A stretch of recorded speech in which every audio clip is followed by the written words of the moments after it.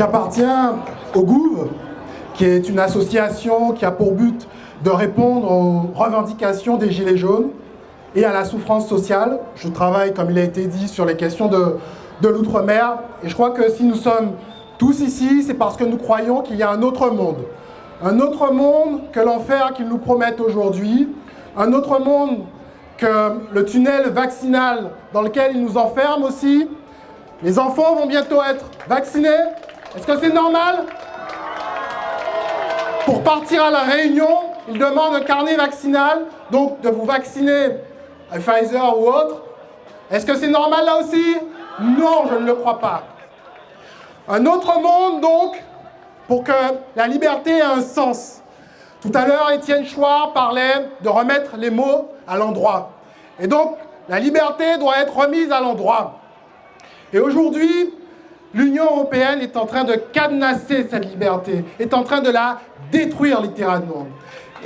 Et travaillant sur les questions de l'outre-mer, je vois comment cette organisation mafieuse est en train aussi de défigurer l'outre-mer. Et voilà pourquoi je vais vous détailler, vous donner 3 raisons pour lesquelles il faudrait, et pour lesquelles l'outre-mer a intérêt à sortir de l'Union européenne. Et a intérêt au Frexit. La première, c'est l'éloignement, tout bêtement. Les décisions ne sont plus prises à Paris, déjà que c'était parfois un peu compliqué, elles sont prises à Bruxelles, dans des conciliabules obscurs, où nos gouvernants sont obligés de faire des courbettes, de faire des compromissions pour avoir quelques petites miettes. Je l'ai vu sur la question de l'octroi de mer. Est-ce que c'est normal qu'un grand pays comme la France soit obligé à cette servitude volontaire? La deuxième raison tient à la question du libéralisme.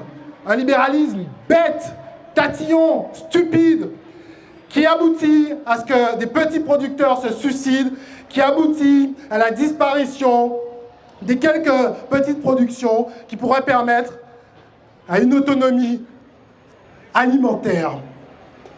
Voilà aujourd'hui les effets néfastes de cette organisation. Et puis, la troisième raison, vous la connaissez sans doute, c'est la question de l'euro. Avec l'euro, on n'a que stagnation, inflation, même si il nous empêche de regarder, de voir les vrais chiffres. Et donc, je crois que pour toutes ces raisons, nous devons impérativement recouvrer notre liberté. Nous devons dire non.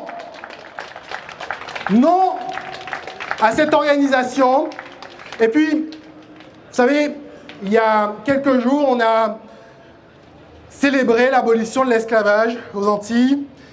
Et donc, je ne crois pas que nous devions encore accepter cet esclavage qui ne dit pas son nom. Un esclavage pour dette, un esclavage qui est en train de nous tuer à petit feu.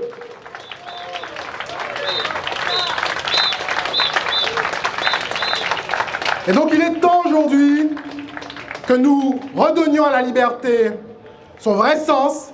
Il est temps d'exiger ici et maintenant le Frexit, un référendum. Vive le Frexit et vive la France!